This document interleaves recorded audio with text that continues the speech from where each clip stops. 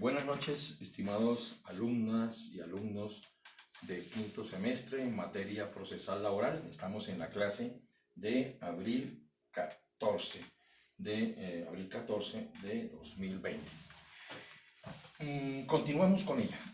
Teníamos que, de acuerdo al contenido programático, hoy nos corresponde explicar el tema de la contestación de la demanda. Ya hemos explicado la demanda, hemos explicado los autos. Luego ustedes hoy entran a ejercer y dirimir el proceso que estamos adelantando a través de la demanda y el auto. Hoy van ustedes a fungir como demandados. Ya es el otro rol. Ya hicieron ustedes el rol de demandante, ya hicieron el rol de juez o jueza, y ahora pues el tercer rol, que es el rol de demandado. Y con el rol de demandado, pues el tema a ver en clase en el día de hoy es el de la contestación de la demanda. Pero previo a entrar de lleno al tema, yo quisiera así tocar dos aspectos que me parecen fundamentales para que sigamos conectados en la clase y absolvamos, si se puede absolver, algunas dudas. En primera instancia, yo sí quiero hacer referencia a un comunicado, y lo quiero compartir con ustedes, un comunicado a los docentes de la universidad donde explica la situación en la que estamos en este momento, pues ejerciendo nuestra labor, yo como docente y ustedes como alumnos. Me parece muy importante ponerlo al conocimiento de que la universidad está muy pendiente y sigue muy pendiente de que las clases se desarrollen lo más normal posible, ¿cierto? Y que por lo menos sí se cumpla con el objetivo de la enseñanza, es decir, en el caso específico de nuestra materia, pues que ustedes aprendan en lo posible procedimiento laboral. Ese comunicado muy reciente me llegó y lo comparto. Dice ese comunicado, y lo leo textualmente, lo voy a leer textualmente. Frente al inicio de nuestras actividades académicas remotas desde el día 24 de marzo, hemos evidenciado una excelente disposición por parte de nuestra planta docente. Esta experiencia ha sido una oportunidad de aprendizaje para todos nosotros, al ser absolutamente novedosa, por supuesto, encontrándonos frente a nuevos retos pedagógicos para llevar nuestro mensaje a los estudiantes que integran esta facultad. Dando alcance a las precisiones al trabajo remoto realizadas por la Vicerrectoría Académica el pasado 1 de abril, de cara al proceso que iniciaremos después de la Semana Santa, conviene reiterar algunas directrices dadas y añadir algunos comentarios respecto de la unidad académica. Entra a citar lo siguiente: evaluación. Todo proceso educativo exige la verificación de sus resultados mediante las actividades de evaluación, bien sea para ajustar el proceso en curso, el que estamos desarrollando, para evidenciar los aspectos que el estudiante debe potenciar y para concluir si un estudiante puede avanzar a un siguiente nivel de complejidad de su proceso de formación, entre otras cosas.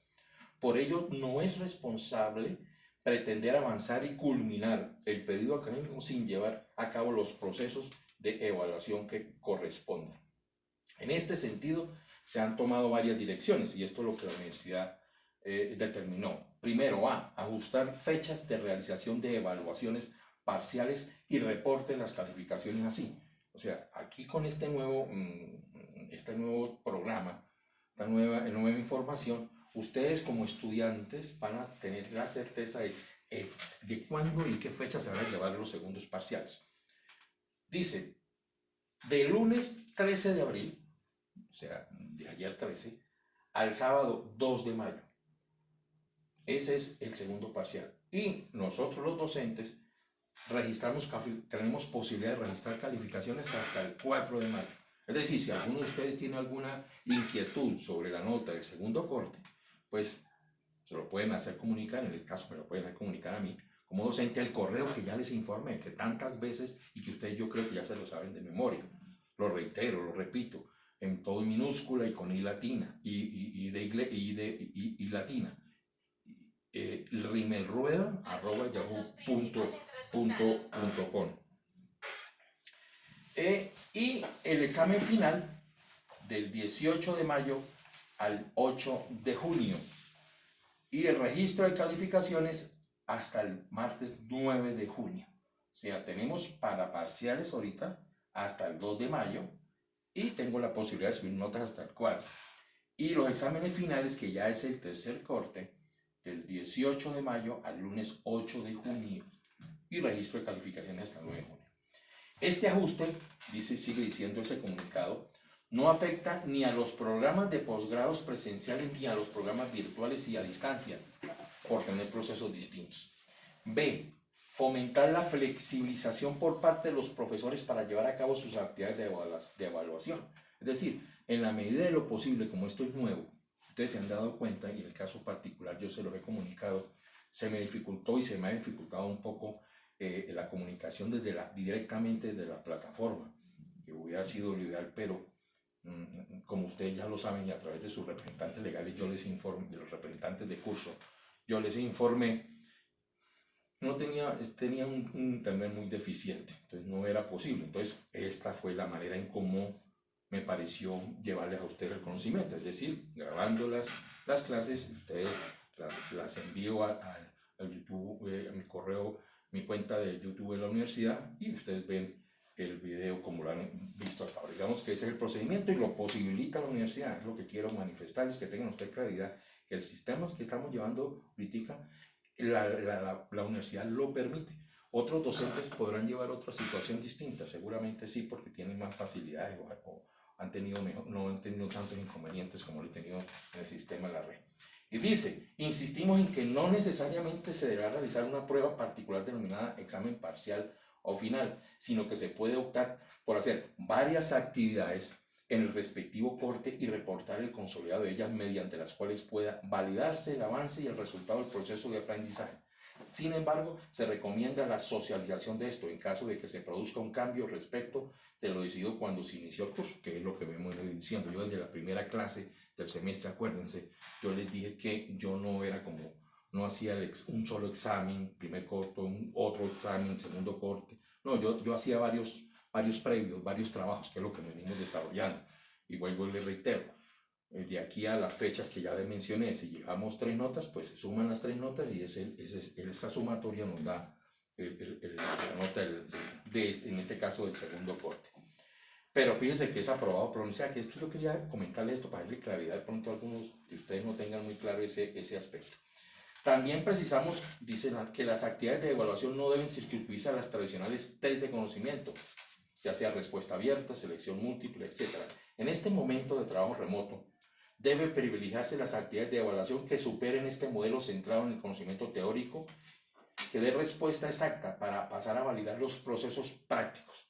Eso sí es muy clave y eso lo hemos hecho. Ustedes los trabajos que han hecho es netamente práctico.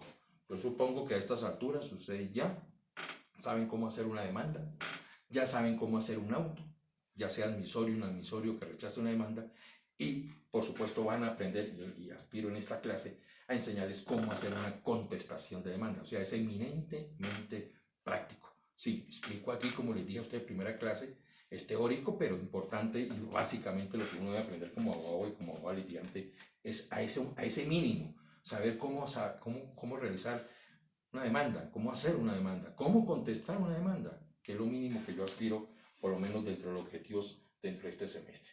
Y digamos que de manera puntual también nos está permitiendo este comunicado que se puedan de diferentes maneras dar a transmitir los conceptos, los contenidos programáticos. Yo este comunicado se lo voy a enviar a los representantes de cada curso para que ellos se lo retransmitan a ustedes. Lo mismo voy a hacer con la contestación de la demanda que voy a explicar, se la voy a enviar al representante de cada curso para que él a su vez se los retransmita. Entonces digamos que eso es lo que yo quería comentar. No vamos a seguir leyendo la totalidad del comunicado. Usted ya con más tiempo en sus casas, cuando lo tengan ya dentro de sus correos, pues podrán, digamos, leerlo y enterarse, que me ha parecido muy importante tenerlo a cuenta y a colación en el día de hoy. Ahora, también un recorderis y muy importante. Yo desde que iniciamos el semestre y desde que iniciamos esta modalidad virtual de clases, yo siempre les manifesté que las inquietudes, por favor, me las hicieran saber. y les di mi correo, ya se los acabo de mencionar. Y se los reitero en este momento, cualquier inquietud, por favor, envíenme las preguntas que consideren ustedes pertinentes y yo con mucho gusto procederé a contestarlas una por una, como he hecho hasta el momento. Hasta el momento yo estaba en ese plan de contestar unas preguntas. Por eso traigo a colación algunas. Miremos si hablamos de esto. Esta fue una alumna de un curso, Salón F, me hizo una serie de preguntas y yo antes de contestarle me pareció pertinente hacer una aclaración. Pero lo mencioné como preliminar, ¿sí? Y son los siguientes aspectos. El auto que admite la demanda, que ustedes deben tener ya muy claro de conocimiento, el auto que admite la demanda se profiere por el juez cuando sí reúne los requisitos del artículo 25, que ya lo explicamos. O sea, en ese auto que ustedes ya me enviaron, creo que ya la gran totalidad me enviaron hasta la fecha del día de hoy, ya me enviaron los autos. Si ustedes consideraron que su demanda reunía los requisitos, el auto se denomina auto que admite la demanda. Ahora, si ustedes consideran que su demanda no reúne los requisitos del artículo 25, el auto que se profiere es un auto que inadmite la demanda. Eso también conforme al artículo 25. Muy claro eso. Y el otro auto, el que rechaza la demanda, la profiere el juez en dos circunstancias. Cuando el demandante no subsana la demanda entre los 5 días que el juez le confiere en el auto que inadmite la demanda. Acuérdense, el juez toma su demanda, la analiza. Si no reúne los requisitos, ¿cuál es el auto? Un auto que va a inadmitir su demanda. Y en ese auto el juez o el juzgado tiene la obligación de decirle cuáles son los errores. Es decir, subsane esto, esto y esto. Y le da 5 días para que subsane la demanda. Si en esos 5 días no subsana la demanda como lo ordenó el juez, o deja pasar en silencio, no dice usted nada, pues el siguiente auto que profiere el juez es un auto que rechaza la demanda. Digamos, esa es la primera circunstancia. Cuando el demandante no subsana la demanda entre los 5 días siguientes a que el juez confiere el auto que inadmite. Y la segunda circunstancia en que se profiere un auto que rechace la demanda es por falta de jurisdicción o competencia. Cuando ustedes de pronto presentan, por decir algo, una demanda ejecutiva civil con base en un cheque y imagínense ustedes introducen su demanda en un juzgado laboral. Un juzgado laboral no está para tratar temas que tengan que ver con obligaciones de un cheque, de una factura cambiaria, nada de eso, eso es un juez civil. Entonces, ¿qué hace el juez laboral si le llega una demanda así? Una demanda civil, pues prefiere un auto que rechaza o que no es competente, como de pronto les pudo haber pasado a muchos de ustedes en la demanda que hicieron, ¿cierto? Porque de pronto ustedes presentaron una demanda, por decir algo, en Bogotá, pero era una demanda de única instancia. Sabemos que en los procesos de única instancia en Bogotá, el juez competente es el juez municipal de pequeñas causas laborales de Bogotá. O sea, ustedes debieron haber dirigido un proceso de única instancia en Bogotá, si la presentan en Bogotá, ante un juez municipal de pequeñas causas laborales. Y resulta ustedes que el juez, la demanda ustedes la dirigen a un juez civil del circuito, un laboral. Entonces llega el proceso al juzgado, por decir algo, al octavo laboral de Bogotá, y lo mira y dice, no, esto es de un proceso de única instancia, yo no soy el competente. Entonces, ¿qué es lo que hace?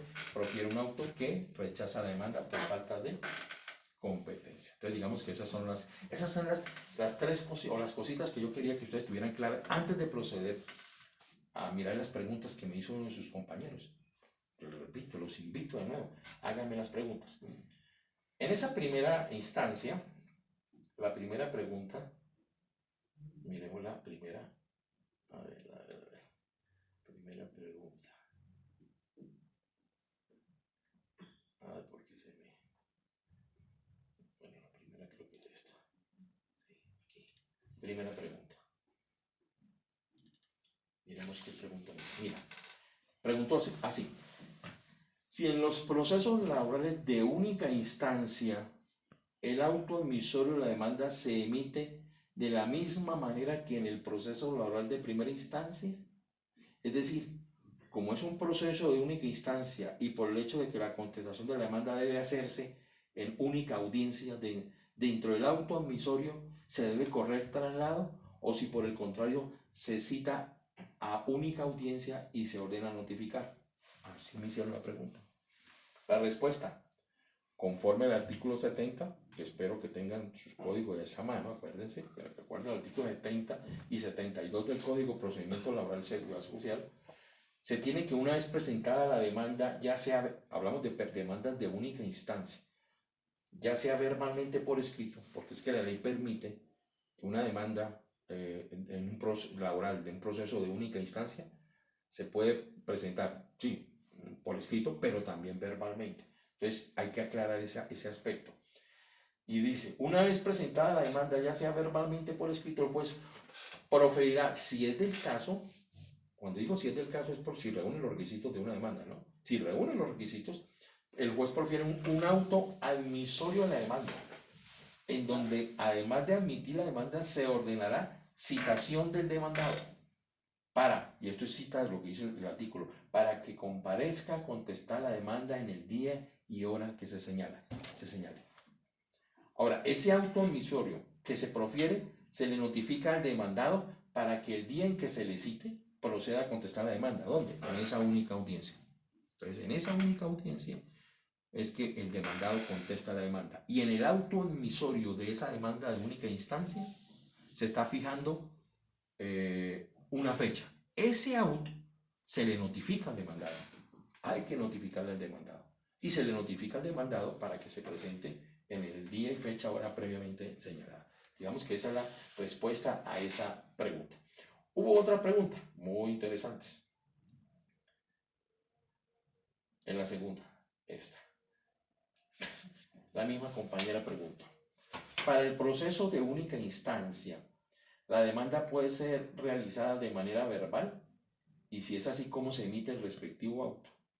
Sí, ya explicábamos en respuesta a la pregunta anterior, que en procesos de única instancia tiene esa particularidad, ¿no? Acuérdense, por ser de única instancia, se puede presentar de manera verbal. En ese caso, cuando se va a presentar de manera verbal, la pregunta sería, bueno, pero esa persona tiene que ir a la oficina de reparto, en el caso, por ejemplo, de Bogotá, planteemos el caso de Bogotá, donde hay juez laboral de Bogotá, juez laboral del circuito de Bogotá, y hay juez municipal de pequeñas causas laborales. Acordémonos de esos conceptos, ¿no? Acordémonos que si se trata de jueces laborales del circuito, conocen procesos de primera instancia, y si se trata de procesos de juzgados laborales municipales, de pequeñas causas laborales, conocen de única instancia, acordémonos de eso.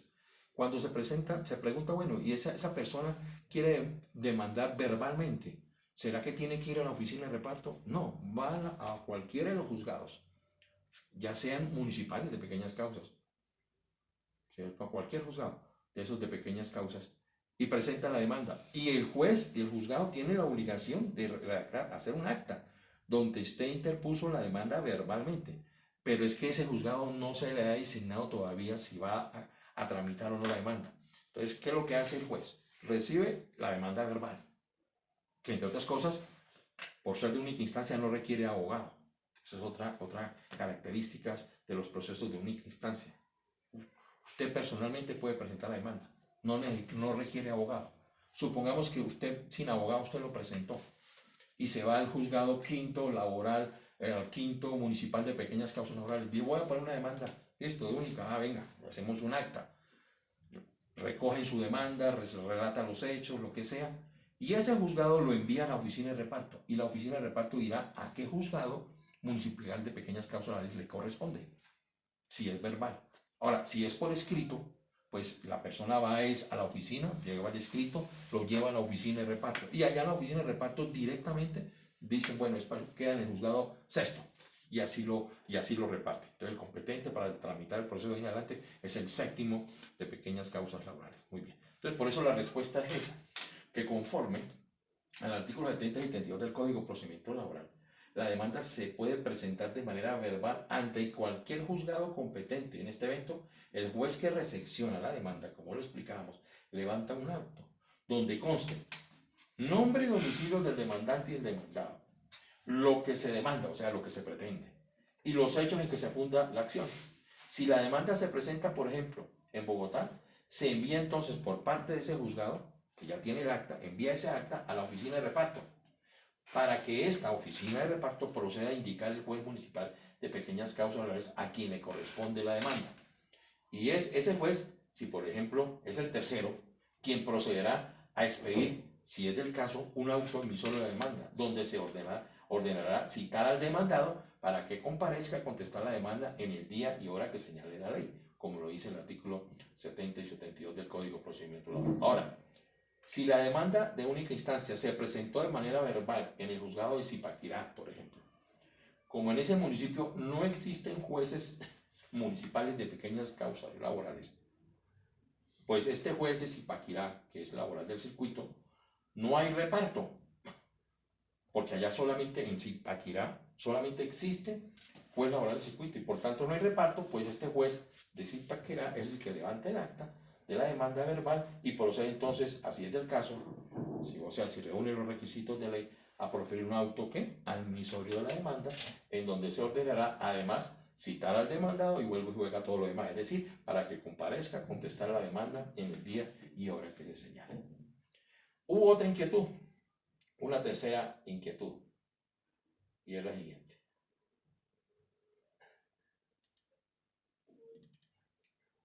Preguntó, por último, como dicho proceso puede ser adelantado sin apoderado, es necesario reconocer personalidad jurídica al demandante.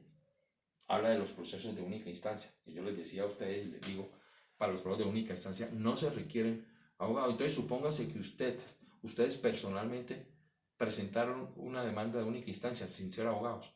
La pregunta es si el juez debe reconocerle personalidad jurídica al demandante. No, conforme al artículo 33 del Código de Procedimiento Laboral y Seguridad Social, cuando dice las partes podrán actuar por sí mismas sin intervención de abogados en juicios de única instancia. Por lo tanto, la respuesta a su inquietud es no. Pues a quien se le reconoce persona jurídica es si el demandante actúa a través de abogado. O sea, solamente podemos hablar del concepto de reconocimiento de persona jurídica cuando la demanda la presenta un abogado. Si no la presenta un abogado, no hay necesidad de reconocer personalidad jurídica. Muy bien, espero que hayan entendido esos aspectos. Entonces, tengan en cuenta entonces ustedes, y vuelvo y les reitero que si ustedes tienen alguna duda, por favor háganmelo saber. Hechas esas preliminares, entonces expliquemos el tema de la contestación de la demanda. Entonces, tenemos lo siguiente. La contestación de la demanda viene regulada en el artículo 31 del Código de Procedimiento Laboral y Seguridad Social. Ese artículo 31, miremoslo, ¿qué dice el artículo 31 del Código de Procedimiento Laboral y Seguridad Social? Dice lo siguiente. Forma y requisitos de la contestación de la demanda. La contestación de la demanda contendrá 1. El nombre del demandado, su domicilio y dirección, los de su representante o su apoderado en caso de no comparecer por sí mismo. 2. Un pronunciamiento expreso sobre las pretensiones. 3. Un pronunciamiento expreso y concreto sobre cada uno de los hechos de la demanda, indicando los que se admiten, los que se niegan y los que no le constan. En los dos últimos casos, manifestará las razones de su respuesta. Si no lo hiciera así, se tendrá como probado el respectivo hecho o hechos. 4. Los hechos, fundamentos y razones de derecho. 5. La petición en forma individualizada y concreta de los medios de prueba. Y 6. Las excepciones que se presenta hacer valer debidamente fundamentadas. Parágrafo primero. La contestación de la demanda deberá ir acompañada de los siguientes anexos. 1. El poder, si no obra en el expediente. 2. Las pruebas documentales pedidas en la contestación de la demanda y los documentos relacionados en la demanda que se encuentren en su poder. Es importante. 3. Las pruebas anticipadas que se encuentren en su poder. 4. La prueba de su existencia y representación legal si es una persona jurídica de derecho privado. Y parágrafo 2. La falta de contestación de la demanda dentro del término legal se tendrá como indicio grave en contra del demandado. Y parágrafo final, 3.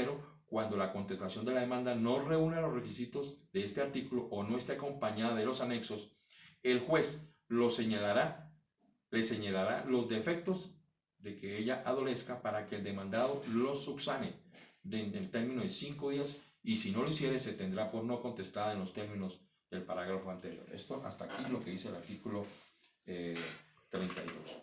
Entonces, también de uno de los requisitos, digamos que podemos afirmar inicialmente que la contestación de la demanda tiene más o menos el mismo formato de la demanda que ustedes ya presentaron.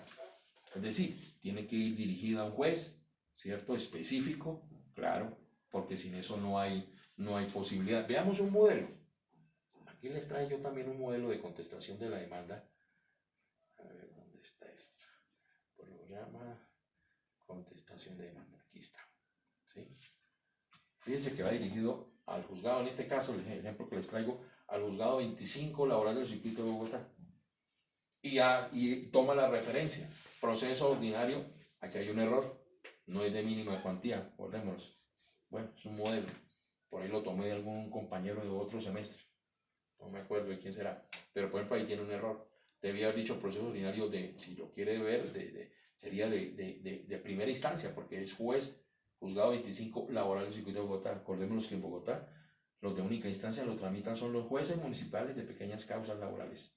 Entonces, aquí hay una equivocación, para que lo vayan teniendo en cuenta. Es un modelo, pero tengan en cuenta los defectos que le estamos mirando ahorita. Porque acordémonos, en materia laboral, usted no puede hablar de procesos de mayor, menor o mínima cuantía.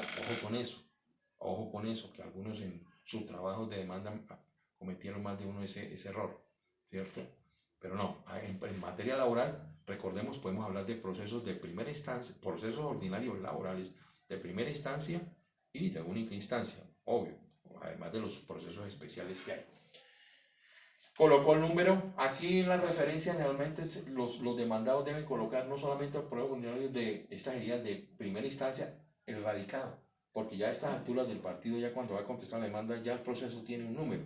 Entonces, digamos que lo técnicamente jurídica bien presentado es a poner aquí referencia 2017-308, digamos que todo el proceso. Muy bien, les decía que en esta parte, pues fíjense que tienen que ir más o menos lo mismo que el formato de la demanda, donde yo, tal, municipio tal, abogado con la tarjeta número tal, según poder quedar junto, con cédula tal, procedo a contestar dentro del término de traslado la demanda ordinaria de la referencia en los siguientes términos.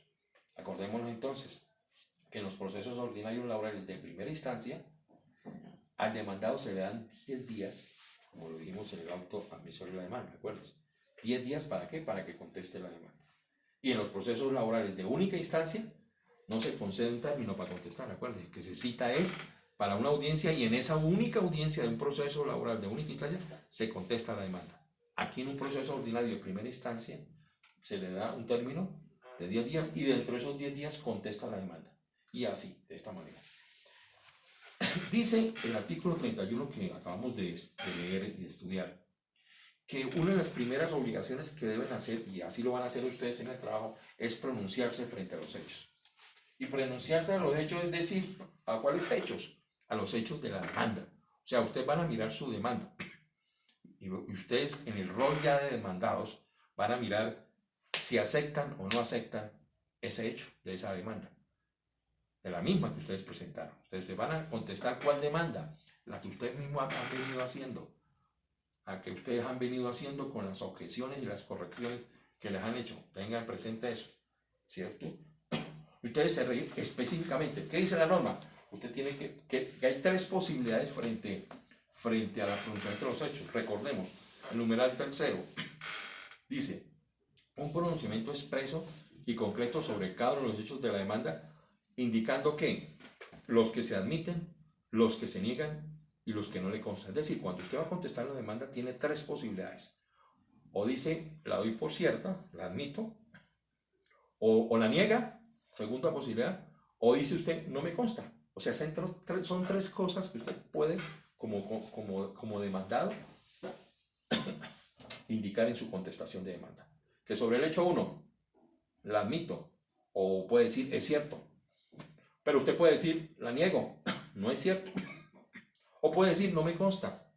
Lo que pasa es que la norma, si ustedes la leen bien, Cuando usted niega, dice la norma, dice, si no lo hiciera así, en los dos últimos casos, es decir, cuando usted niega el hecho o cuando usted dice no me consta el hecho, en esos dos casos, según la norma, usted debe decir por qué no, por qué lo niega, por qué no le consta.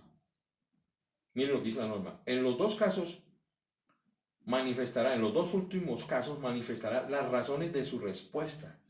Usted debe decir por qué niega. No, yo niego el hecho segundo. El hecho segundo era, el hecho primero era que entre ustedes existió un contrato de trabajo.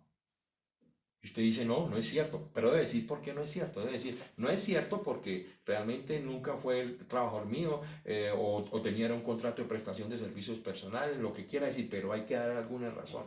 Si no lo hace, ¿qué pasa? Lo mismo cuando no le consta. Si usted dice no me consta, debe decir por qué. Si usted no lo hace así al contestar la demanda, mire el efecto que tiene la norma. Es grave, es complicada, compleja, delicada, diría yo.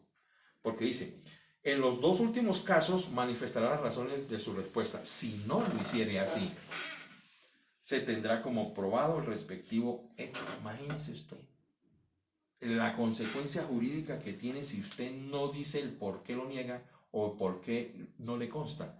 Si usted no menciona, simplemente dice, escuetamente dice, sobre el hecho primero, no es cierto, punto. Sobre el hecho segundo, no es cierto. Y no explica por qué. La ley, si usted no lo aclara, la consecuencia jurídica es que se van a tener por ciertos esos hechos. Imagínense la consecuencia jurídica. De plano ya el demandante empieza a ganar el proceso, porque ya el demandante ya no tiene que probar que existe una relación laboral, porque sí, usted la negó, pero que como no explicó por qué la negaba, dice la norma, se va a considerar como cierto, es decir, que se va a considerar como cierto el hecho de la demanda, el primer hecho. Es decir, que en el hecho de la demanda usted dijo que existió un contrato de trabajo, pues la ley va a tener como cierto hecho, por más que usted lo niegue. Como usted no negó como la ley dice, ¿no? Entonces tiene ese efecto jurídico. Entonces fíjese lo importante que tener en cuenta ese aspecto. Ahora, hay una cosa importante que dice aquí. Cuando no la reúna, cuando no reúna ese requisito, pues tiene otro efecto. Ahora les pregunto. Un pronunciamiento. Entonces fíjense en el ejemplo de acá. Dice, el hecho primero es cierto, el hecho segundo es falso, ya que el salario acordado fue de 980 más extras y no tal. Fíjense, ahí está explicando, dando la razón por el que no. El hecho tercero, bueno, nosotros dijo, sí, es cierto, es cierto. Aquí volvió y dijo, el hecho noveno es falso, ya que como empresa realizamos todo el debido, da la razón. Eso es lo que ustedes deben hacer en el trabajo que me van a presentar. Que entre otras cosas, desde ya les indico, para la próxima clase, entonces ustedes me deben a traer o enviar la contestación de la demanda. La próxima clase es el 21 de abril.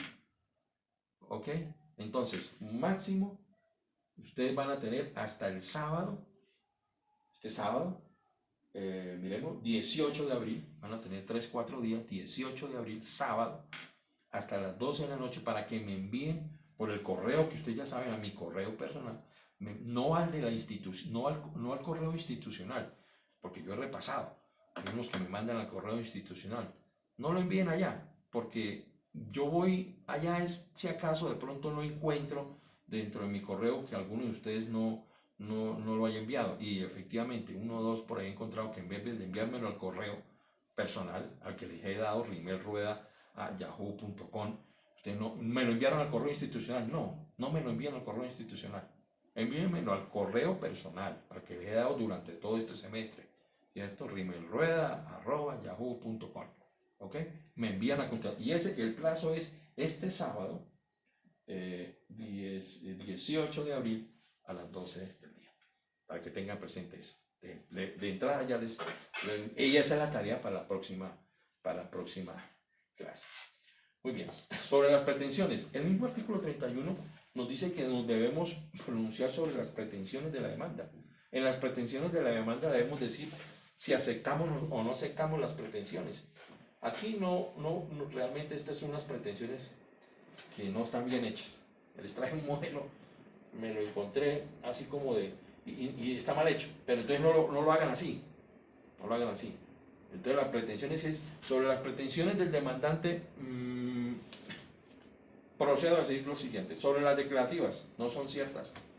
Ahí sí la ley no le exige a usted. Si usted niega una pretensión, la ley sí no exige que dé la razón. No, usted sencillamente y escuetamente puede decir, sobre la pretensión declarativa 1 no es cierto. Sobre la pretensión declarativa 2 es cierto, no más. O no me consta, si lo quiere decir, ¿cierto? Ahí sí la ley no les obliga a ustedes a dar las razones. Sobre cuando se refieran a los hechos de la demanda, así como vamos a explicar. Pero las pretensiones no. Pero usted tiene que pronunciarse sobre las pretensiones. Algunos dirán, me opongo a todas las pretensiones. Algunos lo ponen así. Ah, bueno, aquí va. Aquí lo dice. Me opongo a todas y cada una de las pretensiones consignadas en el escrito de demanda. Ah, bueno. Digamos lo que podemos aceptar esa afirmación de esa manera. Ahora, la norma también dice que es el momento para presentar, pedir pruebas y presentar excepciones, ¿no? Entonces, en este formato que les traigo de guía, pues en este caso, mire, presenta una excepción conforme al artículo 32 a la que denominó inexistencia de las obligaciones demandadas. Fíjese que aquí comete un error técnico también. Cuando usted me vaya a presentar el trabajo para el próximo viernes, el sábado, digan si la excepción que van a proponer es de mérito, o sea, la de fondo, o es previa. Tengan en cuenta eso, ojo con ello. Tengan en cuenta si es de mérito o de fondo. Entonces, si van a decir que es de fondo, esas de fondo, como las explicaremos en clase posterior, se deciden es al final con la sentencia. Pero si es una excepción previa, se deciden en esa primera audiencia que trata el artículo 77 del Código de Procedimiento Laboral y Seguridad Social. Ténganlo muy en cuenta, por favor. Ahora, el artículo 32 nos dice que cuando se presenten como previas la prescripción y otras, deben cumplir unos requisitos. Término que vamos a analizar en próxima clase con más a fondo. Pero desde ya les indico que en el caso de la excepción de prescripción, que normalmente es una excepción de fondo, pero que se puede presentar como previa, siempre y cuando no exista discusión sobre los términos, sobre los límites de la relación laboral, sobre la existencia inclusive de la relación laboral. Eso lo veremos con más detalle al pronto, pero por lo menos por ahora, para efectos del trabajo, usted me tiene que indicar bien cuáles son las de fondo y cuáles son las previas. ¿Ok? Tengan presente eso. Ahora, en cuanto a las pruebas, la misma recomendación que yo les hice con la demanda. Por favor, algunos me cometieron algunos errores. Por ejemplo, en la prueba documental, aquí. Prueba documental. Enumérenlas. Muchos de ustedes no tuvieron esa falla. Ponían eran puntico, así solito, o una rayita. No, yo les vengo diciendo, no, enumérenmelas. O este me la puso con una letra. Vale, puede haber dicho 1, contrato de trabajo. 2, carta de despido. 3. Entonces, tienen que enumerarlas porque la norma lo dice, el artículo 25, como ya lo estudiamos. O sea, son las mismas, digamos, características y requisitos de la demanda en cuanto al tema de las pruebas. Lo mismo entre la prueba testimonial. Algunos me cometieron también ese error.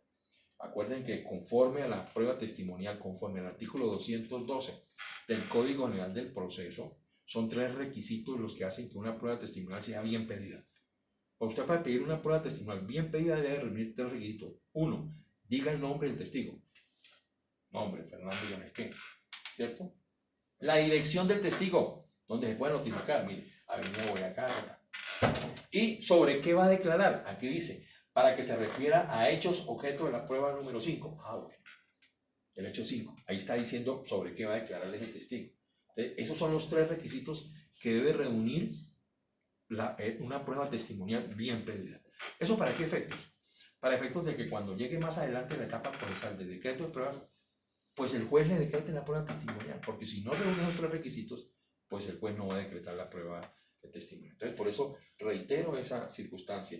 Lo mismo en esta contestación de la demanda, hay que hablar de fundamentos de derecho, hay que hablar de razones de derecho. Algunos me confundieron por ahí en este sentido.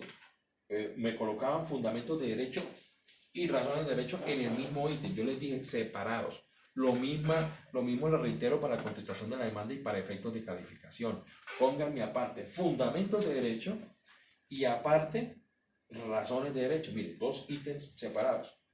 Y acordémonos que cuando hablamos de fundamentos de derecho es simplemente y llanamente, para explicarlo de una manera sencilla y coloquial, hace referencia a los artículos, es referencia a los artículos, no hay más. Mire, la demanda en las siguientes disposiciones, el artículo 22, 23, 24, 306, los que quieran, ustedes los artículos que quieran. Eso se llama fundamentos de derecho. Y razones de derecho, además de los artículos, ustedes se tienen que apoyar, por ejemplo, en sentencias. No sé si esta la tenga. Mira, está la Constitución Nacional, cita la sentencia, mira, aquí sentencia a la Corte General C. 693 de 2014. Eso ya son razones de derecho. Y mire, la trae a colación y empieza a hablar que de acuerdo a eso. Mire, que de acuerdo a otra sentencia, la C533. O sea, es más larguita las razones de derecho. Pero la contestación de la demanda también tiene que tener fundamentos y razones de derecho en principio. Anexos, lo mismo, el ítem de los anexos y el ítem de notificaciones, que es lo mismo, ¿no? Las notificaciones, acuerden que yo les decía para la demanda, también cabe aquí para esto, por lo menos tienen que ir 3 notificaciones. La dirección donde se notifica el demandante, el demandado y su apoderado judicial de la contestación de la demanda. Digamos que esos son, en forma muy sencilla, los requisitos de la demanda, de la contestación de la demanda. Cuando yo les pregunto a ustedes, ¿qué ocurre si ustedes al contestar la demanda, por ejemplo, ustedes no a los hechos se refieren de una manera escueta cuando la niegan? A los hechos 2 y 3 los niego y no dicen nada. ¿Qué hace ahí el juzgado en ese momento? El juzgado va a inadmitirle la contestación de la demanda y le va a decir a usted como demandado, señor demandado, usted debió, cuando usted niegue un hecho, acuerde que el artículo 31, numeral, le va a decir, el numeral tercero, dice que cuando usted niega, tiene que dar la razón. Tiene 5 días para subsanar eso. ¿Qué pasa si no se subsana esa parte? La pregunta es, ¿el juez rechaza la demanda, la contestación de la demanda? Porque no subsanó. Acordemos, cuando explicamos la demanda, y lo acabamos de ver también hace poquito, cuando usted presenta una demanda y el juez se la inadmite y usted no subsana entre los 5 días, ¿qué pasa? ¿Qué hace el juez? ¿Cuál es el siguiente auto? Ya lo explicamos al comienzo de esta charla. Un auto que rechaza la demanda, ¿cierto? Rechaza la demanda, nada menos, porque usted no la subsanó. Pero aquí en este caso particular de la contestación de la demanda, no la rechaza. ¿Me explico? Usted sobre el hecho 2 y 3 al contestar la demanda lo negó, pero no explicó las razones. Entonces, ¿el juez qué va a hacer? Doy por no, o sea, advierto una irregularidad en la contestación de la demanda porque usted debe haber dicho por qué niega esos hechos, ¿cierto? Le concedo 5 días para subsanar y no la subsana. El juez en ese caso no rechaza la demanda. Fíjese, aquí hay una diferencia. No rechaza la contestación, perdón. No rechaza la contestación de la demanda, sino como lo dice la norma, se dan por cierto los hechos negados. No hay esa posibilidad de rechazar la demanda. Ojo con los demás requisitos sí puede darse el caso en que se rechace la demanda, pero en este particular, como dice el artículo 31, volvámoslo a recordar. Dice, tercero, numeral tercero del artículo 31, un procedimiento expreso y concreto sobre cada uno de los hechos de la demanda, indicando los que se admiten, los que se niegan y los que no le consta. En los 2 últimos casos manifestará las razones de su respuesta. Si no lo hiciera así, se tendrá como probado el respectivo hecho. Esa es la consecuencia. No es que le rechacen la contestación de la demanda, pero el juez va a tener como cierto los hechos, para que tengan en cuenta que aquí hay una diferencia en cuanto a la contestación de la demanda. Y digamos que particularmente el parágrafo segundo, si dice la falta de contestación de la demanda, si no la contesta, a usted le dan 10 días para contestar, no contesta la demanda, se tiene como un indicio grave. Y cuando dice, cuando la contestación de la demanda no reúne los requisitos de ese artículo o no está acompañada de los anexos, el juez le señalará los defectos y le dice, y subsánelo en 5 días. Si no lo hiciere, se tendrá por no contestar la demanda. O sea, si no reúne los requisitos. Pero acuérdense que, como acabo de explicar, si se trata de los hechos, que usted no los negó como debía negarlos y no subsanó eso, no se va por no contestar la demanda. No, la demanda se da por contestada. Pero se dice que se da por contestada la demanda, pero se dan por cierto los hechos negados por usted que usted no explicó. ¿Ok? Es la diferencia ahí. Ahora, dice aquí, para finalizar esta parte, dice que que debe acompañar los anexos. Dentro de los anexos, en el numeral tercero del parágrafo primero, dice, la contestación de la demanda deberá acompañar los siguientes anexos. Tercero, dice el numeral, perdón, el numeral segundo, las pruebas, o sea, usted debe anexar las pruebas documentales pedidas en la contestación la contestación de la demanda y los documentos relacionados en la demanda. Ojo con eso. ¿Qué pasa? En una demanda, y ustedes lo hicieron así, la gran mayoría, en su demanda dijeron, por favor, que cuando el demandado vaya a contestar la demanda, allegue estos documentos, que no los tengo yo como demandante, los tiene ese demandado. Entonces, cuando ese demandado vaya a contestar la demanda, como las tiene, apórtelas. Y el juez se lo ordena en el auto admisorio, y ustedes lo hicieron así en el auto, tenían que colocar eso, que deben, al contestar la demanda, le dicen al demandado, anexe los documentos. Si usted como demandado al contestar no los allega, quiere decir que no cumple con uno de los anexos. Entonces, ¿qué hace el juez?